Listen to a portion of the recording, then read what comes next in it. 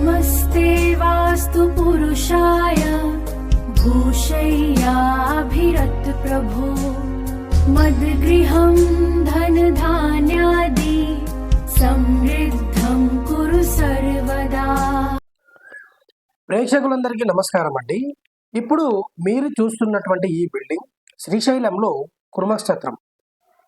ఈ కుర్మక్షేత్రం ఏ విధంగా డిజైన్ చేశారు అంటే ఒక నాభి స్థానాన్ని, ఒక బ్రహ్మస్థానాన్ని డ్యామేజ్ చేయకుండా ఏ విధంగా కట్టారు అనేది ఈరోజు మన వీడియోలో తెలుసుకుందాం. ఏ ఇంటికైనా కూడా బ్రహ్మస్థానం డ్యామేజ్ కాకూడదు. మనకు మన పురాతన గ్రంథాల ప్రకారం చూసుకుంటే మీరు ఏ ఇల్లు అబ్జర్వ్ చేసినా, ఏ గ్రంథాన్ని తీసుకున్నా మనకు ఇలా ఈ విధంగా సెంటర్లో ఖాళీ అనేది పెడతారు. దీనివల్ల మనకు సైంటిఫిక్గా గాలి వెలుతురుకు ఆటంకం కలగదు. తర్వాత శాస్త్రంలో చెప్పిన విధంగా బ్రహ్మస్థానంలో పిల్లర్లు కానివ్వండి, గోడలు కానివ్వండి, లేకుంటే ఈ విధంగా డోర్లు కానివ్వండి, ఆ వెంటిలేటర్స్, కిటికీలు ఏవి కూడా పడే అవకాశం అనేది ఉండదు. సైంటిఫిక్గా మనకు గాలి వెలుతురుకు బాగుంటుంది. ఈ విధంగా శాస్త్ర విరుద్ధంగా కట్టడం అనేది జరగకుండా ఉంటుంది. ఇలా మనకు శాస్త్రం ఒక పాయింట్ చెప్పిందంటే ఎంతో పరిశోధన చేసి వాళ్ళు మన ఋషులు మనకు అందించారు అనేది ఈ ఒక్క పాయింట్తో మనకు అర్థమవుతుంది.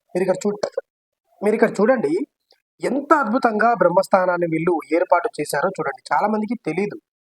అంటే ఫ్రీగా ఆడుకోవడానికి లేకుంటే అందరూ కూర్చోవడానికి వీళ్ళు పెట్టారని చాలా మంది తెలియక అనుకుంటారు. కానీ ఒక ఇల్లు నిర్మించాలి అంటే ఈ విధంగా.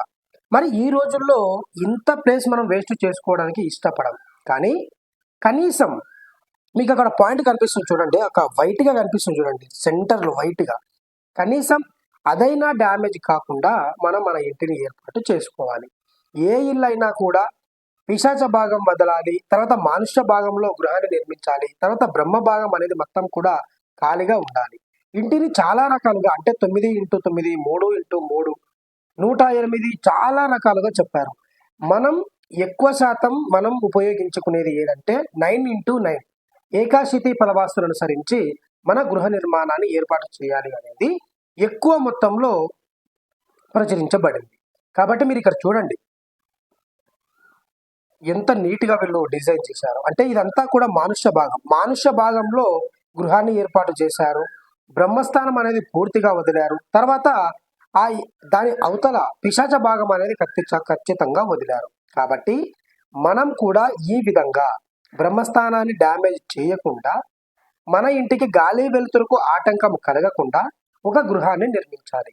మీరు కూడా ఇంత ప్లేస్ కాకుండా కూడా కనీసం దానిని డ్యామేజ్ చేయకుండా గృహాన్ని నిర్మించండి.